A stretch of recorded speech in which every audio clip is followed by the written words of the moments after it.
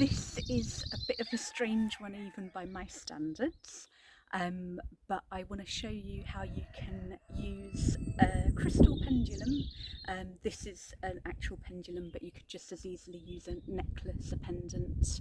Make sure you cleanse it running under cold water, imagining any energies that you no longer need being drained away, and then using it for first aid. So this is not to replace proper medical advice.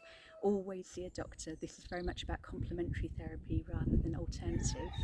Um, but I sprained my ankle at the end of last week, and even though I've been working with crystals since 2001, it still amazed me so much at how quickly and effectively this really simple self-care tool worked. I thought I'd share it with you this week in case it's helpful. So I have Ted here to demonstrate. Obviously, Ted is a teddy bear and not alive, so I am making the pendulum move in a direction in order to demonstrate. But when you use your own body, you're gonna just hold it still and you're gonna observe how it moves naturally. So say for example Ted has heartache, and we initially check to see how it's moving, and it might be a jagged or it might be anti-clockwise. Whatever it is, you just make a note of it, just observe it, and then you find 3 healthy parts in order to calibrate. So Ted's nose is fine, so again I'm doing this deliberately. It goes in the opposite direction, so we know that's the healthy direction for Ted.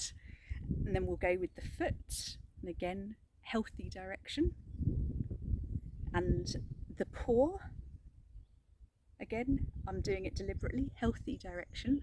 So we know that clockwise is the healthy direction and jagged is the unhealthy. So what we do is we take Ted's little heart and we just clockwise pendulum around. So it looks insane, but then we test and it's going to do its own thing. Again, I'm not actually doing anything right now, but it is beginning to go clockwise. If you try it on your own body, if you find a part that hurts, it might be a headache, it might be a sprained ankle, it might be anything at all, it might be a bruise, really aim to be as still as possible and just notice how it moves itself.